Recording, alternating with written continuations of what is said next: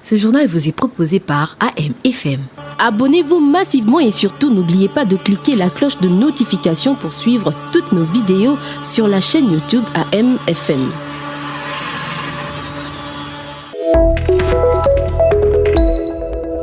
Mesdames, Messieurs, c'est l'heure de vous informer. Bienvenue, d'abord les titres.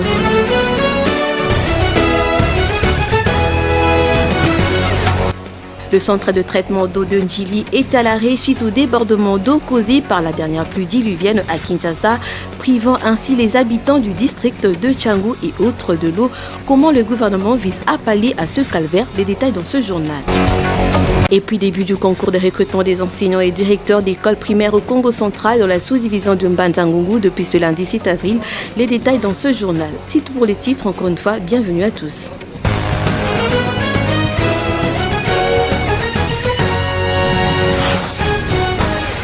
Ouvrons ce journal par ce communiqué du secrétaire général AI à l'éducation nationale et nouvelle citoyenneté qui informe à la direction provinciale de l'éducation nationale et nouvelle citoyenneté sur le report du lancement du concours de recrutement sur base des mérites des enseignants et promotion des directeurs à une date ultérieure qui sera communiquée au cours de la semaine à cause des dégâts causés par la pluie de ce week-end. Pour les provinces sous la guerre d'agression, une session spéciale de ce recrutement sera organisée dans la suite des temps. Quant à toutes les autres provinces restantes, le programme du concours reste maintenu comme prévu. Toujours dans ce même registre, le lancement du concours pour le recrutement des enseignants et la promotion des directeurs d'écoles primaires dans la sous-division des Mbanza-Ngungu dans le Congo central a débuté ce lundi 7 avril. Les candidats ont passé leur examen en toute quiétude. Suivez. Le lancement du concours pour le recrutement des enseignants et la promotion des chefs d'établissement des niveaux primaires s'est tenu ce lundi 7 avril 2025 au sein de la sous-division provinciale de Mbanza-Ngungu 1. En présence des autorités de la division provinciale, le prophète Dieudonné Mukinimava a donné le go et a conscientisé les candidats participants. Prenez ça au sérieux. Les enseignants, c'est votre domaine, c'est votre matière. Évitez les hésitations et abordez ça objectivement. Vous allez réussir. Je ne peux que vous encourager à présenter ce concours et vous souhaiter bonne chance. Au total, 358 candidats enseignants et 106 candidats directeurs ont été retenus par sélection en ligne, puis évalués en séjour. Le mieux classé en ordre utile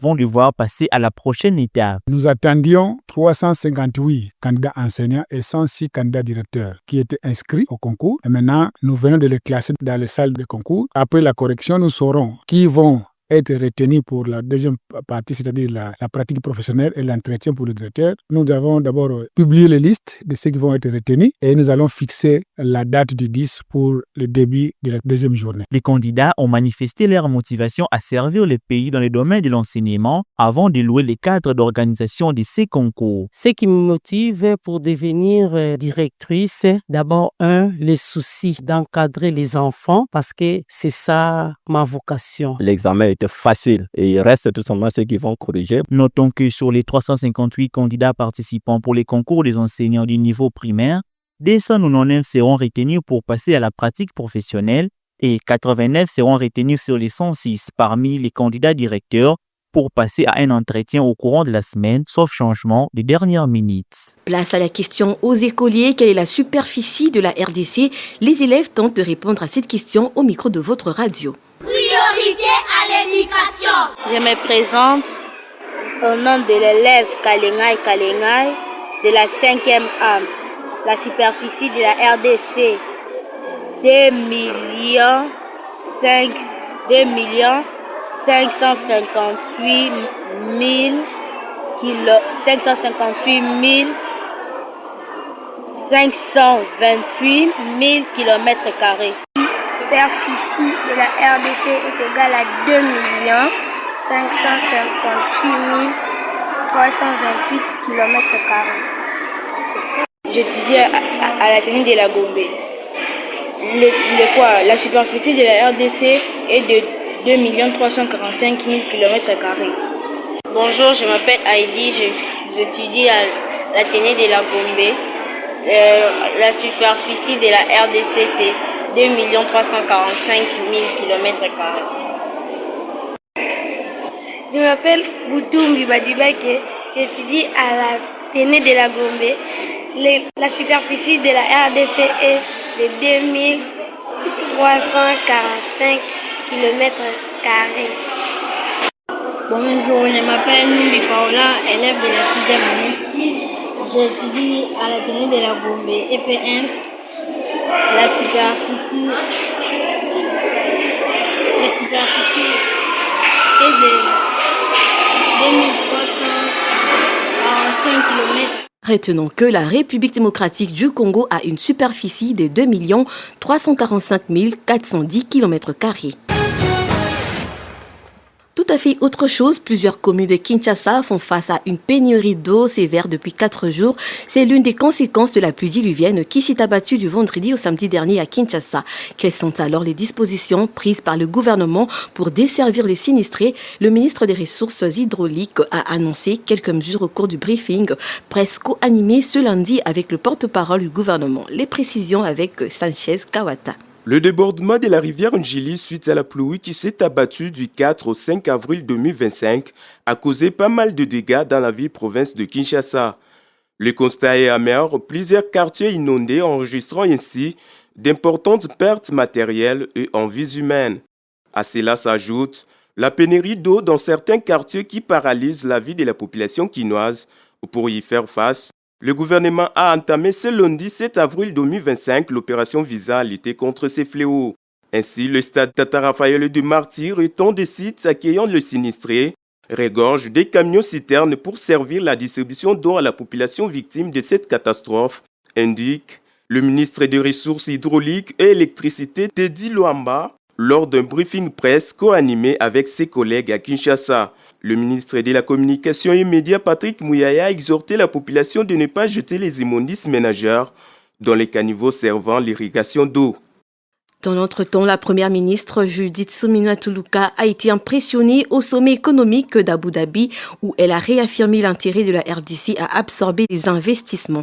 Le Annual Investment Meeting Congress 2025 a officiellement ouvert ses portes ce lundi dans la capitale émirati, réunissant l'élite économique mondiale autour du thème « La nouvelle vague du paysage d'investissement mondialisé vers une structure mondiale rééquilibrée ». Organisé par le ministère émirati du Commerce extérieur avec l'appui de plus de 400 partenaires locaux et internationaux, The Annual Investment Meeting Congress 2025 a débuté par l'allocution du docteur Thani bin Ahmad Al-Zeyoudi, ministre d'État au commerce extérieur et président du IEM Congress, et d'Ahmad Abdul Gaït, secrétaire général de la Ligue arabe. Dans l'assistance, plusieurs chefs d'État, dont le Congolais Denis Sassou Nguesso du Congo-Brazzaville et le Bissau-Guinéen Amaro Sissoko Hambalo.